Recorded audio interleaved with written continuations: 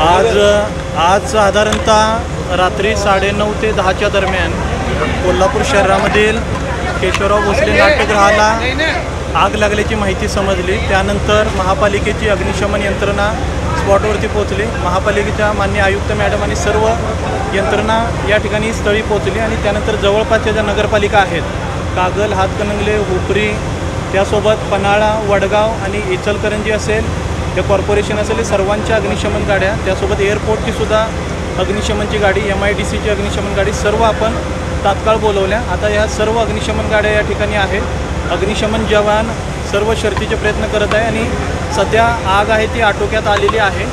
तर जे काही नुकसान झालेलं आहे त्याची सर्व माहिती उद्या सकाळी आतमध्ये सर्व यंत्रणा गेल्यानंतर समजेल। पण सध्या जी काही आग लागलेली आहे ती आटोक्यात आलेली आहे। दुर्दैवाने कोणतीही जीवितहानी नाही, परंतु सर्व तपासणी आणि सर्व माहिती उद्या सकाळी हाती येईल तेव्हा सर्वांना देण्यात येईल।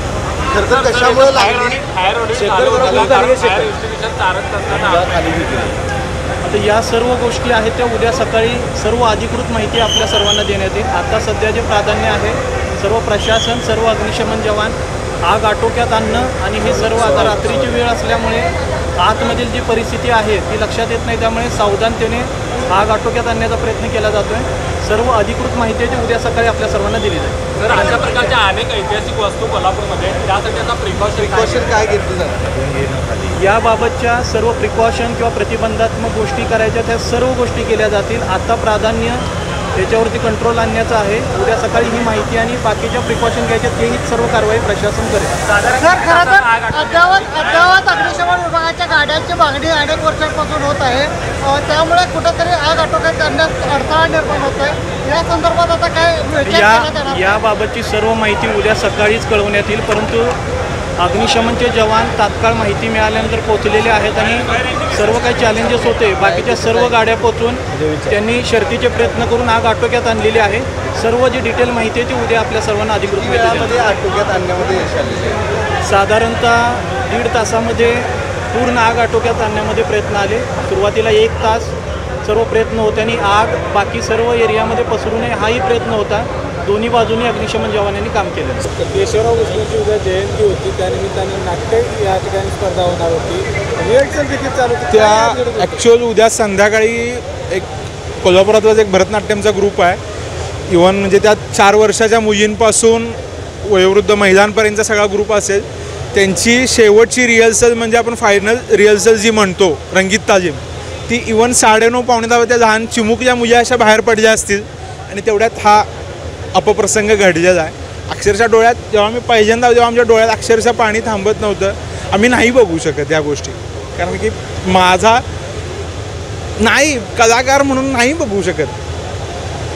अजून कोल्हापूर यंग जनरेशन खूप प्रेम करतं आहे ह्याच्यावर, ज्याला जे कोल्हापुरातली बरीच माणसं ह्या थिएटरच्या स्टेजवर येण्यासाठी धडपडत आहेत, पण आता जी नवीन पिढी आहे ती महाराजांनी बांधलेलं थिएटर त्यांना नाही बघू शकत। हे आम्हाला खूप वाईट वाटतं या गोष्टीचं।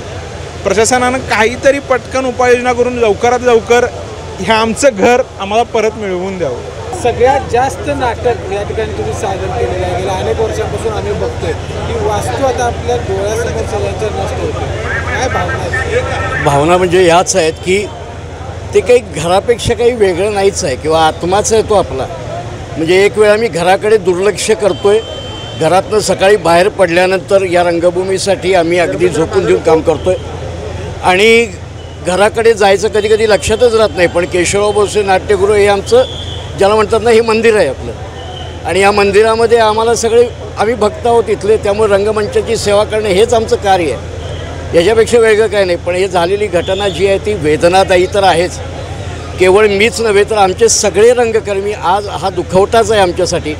पण एक मात्र आहे, अश्रू ढाळत बसायला वेळ नाही, पुन्हा उभं राहणार आणि आम्ही घरदारं विकू, पण आम्ही याच्यासाठी जे काही करता येईल हे थिएटर उभं करणार। सरकार तर प्रयत्न करणारच आहे। आता उद्याचे इथं केशवराव भोसले जयंतीनिमित्त जे शासनाच्या वतीनं कार्यक्रम होणार आहेत, तर त्याचा पण समन्वयक म्हणून मी सांगतो की उद्याचे कार्यक्रम रद्द करण्यात आलेले आहेत, पण ते पुढे कुठे घ्यायचे आणि कसे घ्यायचे अधिकृत प्रतिक्रिया त्याच्याबद्दल येईल किंवा अधिकृत त्याच्याबद्दल माहिती मिळेल। पण हे कार्यक्रम आपण लवकर सुरू करू। Show must go on. ABP माझा, उघडा डोळे बघा नीट।